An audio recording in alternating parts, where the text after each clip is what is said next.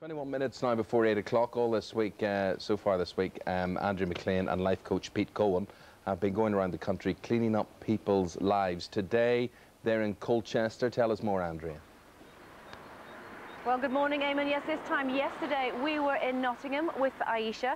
You may remember that Aisha had a problem with overeating, eating comfort food.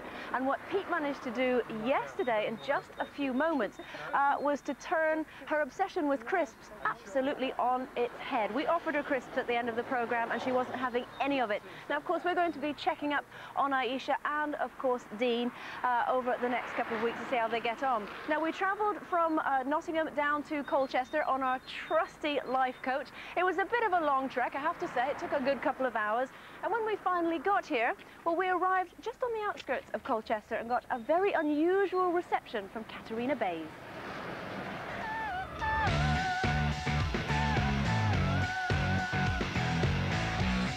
We're now at the home of Katerina Bays, who contacted GMTV because she has a obsessive-compulsive disorder. Yes, is that right? Definitely, yeah. Hello, Katerina. Hello. Hello, I'm Hiya. Andrea from GMTV. Hello. Nice to meet you. Hi, nice to meet you. I'm This Pete. is Pete Cohen, our life coach. Now, you contacted us with help with your cleaning obsession. Yeah. Can we come in and have a chat with you? No. So, as you saw there, she wouldn't even let us in the house. Now, Pete, what is it that Katerina has? She has a condition called obsessive-compulsive disorder.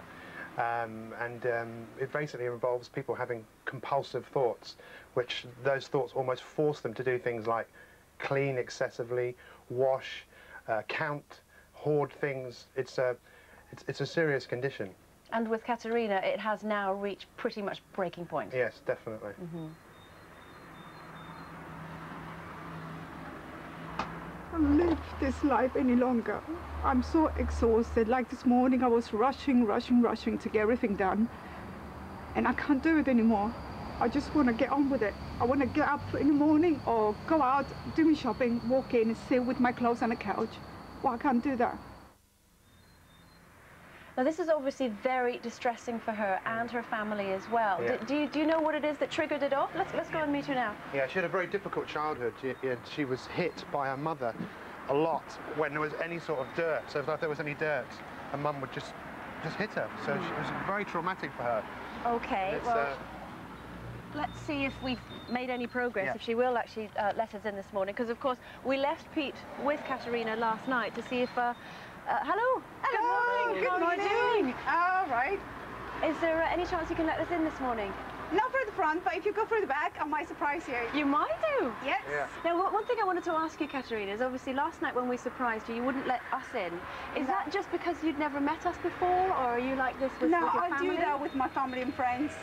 They're not allowed in the house either? No. Come and stand a little bit closer to us. Don't get me. Now, last night as well, I left you and Pete to it, really, and you were working until the very small hours. Did you make any kind of progress, do you think?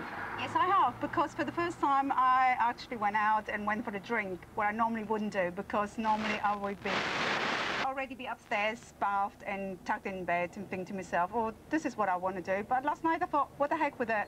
I'm just going to go and do it. And I had some Maltesers late in the evening, where I usually don't do that. Yeah. And I could have gone the whole night because that's how much I enjoyed myself. So you've given her some positive energy. Yeah, definitely. Yeah. She's turned a massive corner, I think, and she's a remarkable lady. I can tell you that. Well, we've got 15 crew here this morning, all with muddy feet. So by the end of the morning, who knows? We could be rampaging through your house. I'm only joking. Oh, you want to clean the house? Yes, please. We need to make over. Don't worry. But we do the flooring as well. We will see how much progress we can make with Katerina through the morning. So join us in around 50 minutes. We'll see you.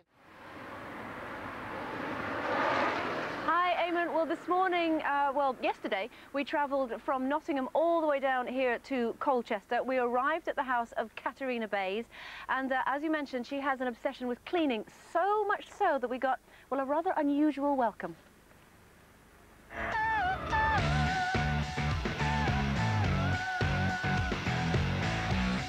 We're now at the home of Katerina Bays, who contacted GMTV because she has a obsessive-compulsive disorder. Yes, is that right? Definitely, yeah. Hello, Katerina. Hello. Hello, I'm Hiya. Andrea from GMTV. Hello. Nice to meet you. Hi, nice to meet you. I'm This Pete. is Pete Cohen, our life coach. Now, you contacted us with help with your cleaning obsession. Yeah. Can we come in and have a chat with you? No.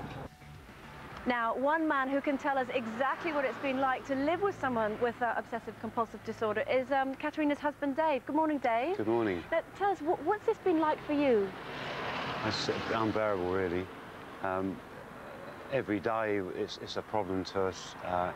Entering the house is a major issue. As far as my wife considers that our clothes are dirty, and basically we have to strip off, go have our shower. We can then use the upstairs of the house while she cleans, and